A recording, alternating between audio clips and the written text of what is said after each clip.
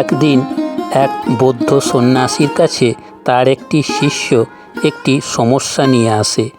সে এসে তার গুরুকে বলে, গুরুদেব, আমার মন বড়ই অশান্ত, সবসময় বিভিন্ন রকমের চিন্তা আসতেই থাকে। সব সময় যে খারাপ চিন্তা আসে তা নয়, কখনো কখনো খুব ভালো চিন্তাও আসে। কিন্তু সমস্যা হচ্ছে চিন্তা আসার কোনো বিরাম নাই, সেটা ভালো চিন্তাই হোক বা খারাপ চিন্তাই হোক, মন সবসময় চিন্তা দিয়েই ভর্তি থাকে। এই চিন্তা থেকে কিভাবে সম্পূর্ণরূপে মুক্তি পাব, এর একটা উপায় বলে দিন গুরুদেব। কখনোই মন থেকে চিন্তা খালি করে দিয়ে একটু শান্তি পাই না। এরপর গুরুদেব বললেন, আমি যা বলবো তুমি তাই করবে তো? শিষ্যটি বললেন, এই চিন্তা মুক্তির জন্য আপনি যা বলবেন আমি তাই করব।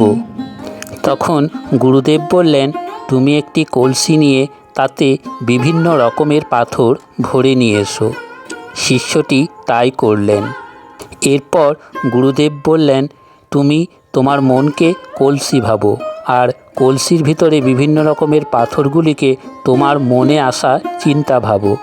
এরপর গুরুদেব বললেন, এই কলসির মধ্যে আরও পাথর ভরো। শিষ্যটি বলল, আর পাথর ভরা যাচ্ছে না, কলসির উপর দিয়ে উপচে পড়ছে। গুরুদেব বললেন, যেহেতু কলসিটি পাথর দিয়ে পূর্ণ হয়ে গেছে, তাই কলসিটি খালি না করা পর্যন্ত আর পাথর ভরা যাবে না। শিষ্যটি বলল, বুঝে গেছি, অর্থাৎ মনকে খালি করলেই নতুন কোনো চিন্তা এসে আবির্ভাব হবে। গুরুদেব বললেন, না, আমাদের মন এই কলসির ঠিক উল্টো আচরণ করে। কলসিটি পাথর দিয়ে পূর্ণ থাকলে আর পাথর ভরা যাবে না, কিন্তু মন চিন্তা দিয়ে পূর্ণ থাকলে আরও বেশি বেশি চিন্তা এসে হাজির হয়। শিষ্যটি বললেন, তাহলে এই চিন্তা মুক্তির উপায় কি? গুরুদেব বললেন, ধৈর্য ধরে মন দিয়ে আমার কথাগুলো শোনো। এরপর গুরুদেব শিষ্যটিকে বললেন, এই কলসিটিতে দুটো পাথর ভরে 4টি পাথর বের করো। শিষ্যটি বলল, এ কি করে সম্ভব? গুরুদেব বললেন, আচ্ছা ঠিক আছে, কলসির মধ্যে 10টি পাথর ভরে 20টি পাথর বের করো। শিষ্যটি বললেন, এ কি মজা করছেন? এটা কি কোনো চমৎকারী কলসি? গুরুদেব বললেন, হ্যাঁ, এই কলসিটি চমৎকারী নয়, কিন্তু তোমার মন চমৎকারী। মন থেকে দুটো চিন্তা বের করার চেষ্টা করলে আরও 4টি চিন্তা চলে আসে। আবার মন থেকে 10টি চিন্তা বের করার চেষ্টা করলে আরও 20টি চিন্তা চলে আসে। শিষ্যটি বলল, হ্যাঁ গুরুদেব, এরকমই হয়। শিষ্যটি বলল, তাহলে কি গুরুদেব এই চিন্তা মুক্তির কোনো উপায় নেই? গুরুদেব বললেন, অবশ্যই আছে। তুমি এক কাজ করো, ওই পাথরগুলি থেকে যে কোনো একটি পাথর নিয়ে আমার একটি খুব ভালো মূর্তি তৈরি করো। শিষ্যটি বলল, ঠিক আছে, কিন্তু কোন পাথরটি দিয়ে মূর্তিটি তৈরি করব সেটা ঠিক করে উঠতে পারছে না। কোনোটার রং পছন্দ হচ্ছে তো কোনোটার আকার পছন্দ হচ্ছে না।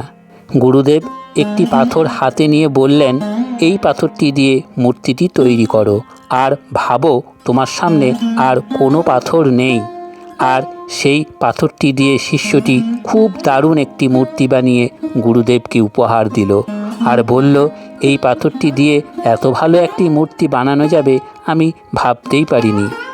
গুরুদেব খুশি হয়ে বললেন, আমাদের সামনে যখন একটির বেশি অপশন থাকে না, তখন আমরা সেই একটির উপর পূর্ণ ফোকাস করতে পারি আর কোনো চিন্তা আসে না। কিন্তু যখন একটির বেশি থাকে, তখন আমরা শুধু পাথর বাছতেই থেকে যাই, মূর্তি আর বানানো হয় না। যে একটি চিন্তার পিছনে ফোকাস করে সমস্ত এনার্জি দেওয়া দরকার, সেটা না করে বিভিন্ন চিন্তার পিছনে ঘুরে বেড়াই। আমাদের মনও একটা চিন্তার পিছনে হাজারখানা চিন্তা এনে দাঁড় করিয়ে দেয়।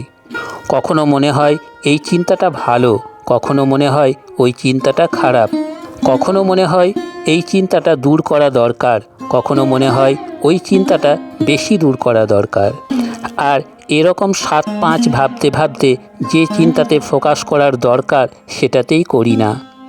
গুরুদেব বললেন, মনে আসা আজে বাজে চিন্তাগুলিকে দূর করতে হলে প্রথমেই দূর করার চেষ্টাকে ছেড়ে দাও। মনের মায়াজালে জড়িয়ে পড়ো না, তার বদলে নিজের মনকে একটা কাজে ফোকাস করার চেষ্টা করো। যখন যে কাজটা করছো তখন ভাবো এটাই আমার একমাত্র কাজ, আর অন্য কোনো দ্বিতীয় কাজ পর্যন্ত নেই। এই কাজটি শেষ হবার পর দ্বিতীয় কাজটিতে পূর্ণ মনোনিবেশ করবে। তাহলে দেখবে তোমার মনে আসা হাজারো চিন্তা কখন কর্পূরের মতো উবে যাবে।